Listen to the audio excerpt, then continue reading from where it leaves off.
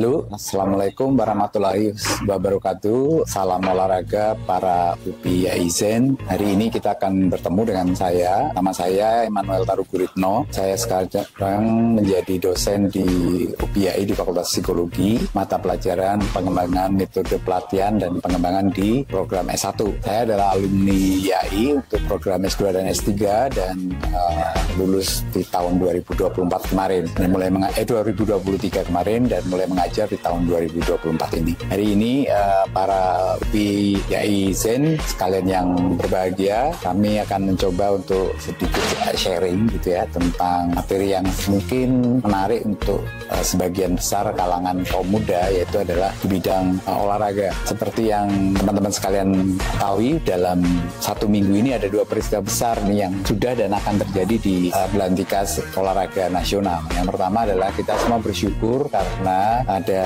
prestasi yang sangat membanggakan dari para atlet-atlet bulu tangkis kita, yaitu Anthony Ginting dan Jonathan Christie yang bisa mencetak prestasi All Indonesian Final di pentas All England tahun 2024. Prestasi ini sangat luar biasa karena memang 30 tahun yang lalu kejadian itu terjadi, dan setelahnya selama 30 tahun tidak ada orang Indonesia tunggal putra yang bisa meraih juara di All England. All England adalah kejuaraan badminton yang paling prestisius karena usianya udah lebih dari 100 tahun. Tidak hanya Jonathan Christie dan Anthony Ginting, namun juga ganda putra kita, yaitu pasangan Fajar dan Rian, mampu mempertahankan gelarnya sebagai juara bertahan ganda putra juga di All England juga. Nah, peristiwa ini menyebabkan kita sedikit lega begitu karena nanti paling tidak Jojo, Ginting dan Fajri sudah pasti menggenggam tiket untuk bersaing di perebutan medali emas Olimpiade Paris tahun 2024 yang akan diselenggarakan bulan Juli tahun ini. Peristiwa ini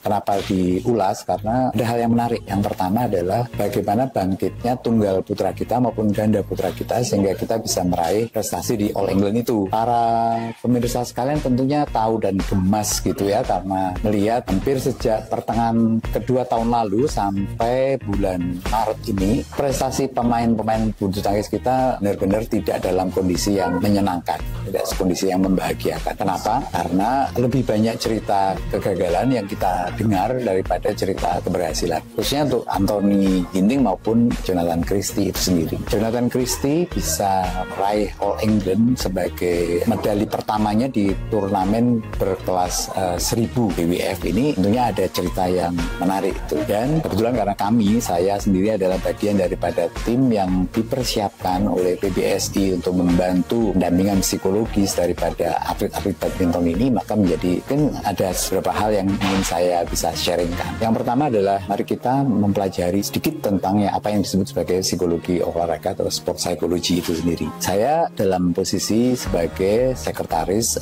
jenderal Ikatan Psikologi Olahraga Indonesia. Psikologi olahraga itu pada dasarnya dibagi dua besar, yaitu yang pertama adalah olahraga yang terkait dengan exercise atau kebugaran tubuh. Yang kedua adalah dengan olahraga prestasi. Yang pertama adalah psikologi yang terkait dengan exercise dulu. Dalam tubuh yang sehat itu terdapat jiwa yang kuat.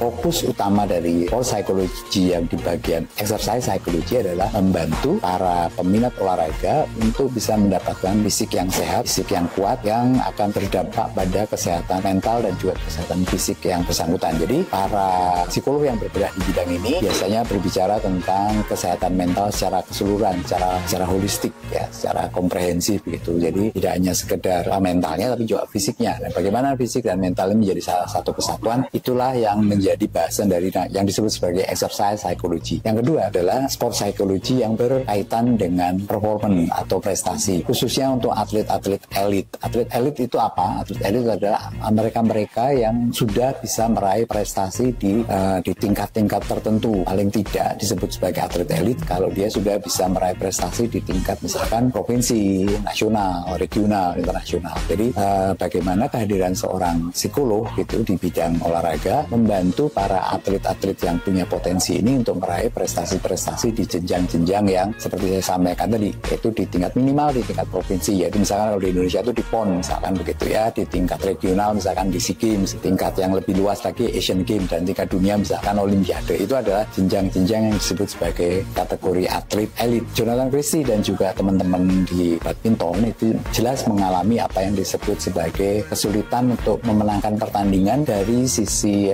mental. Mengapa demikian?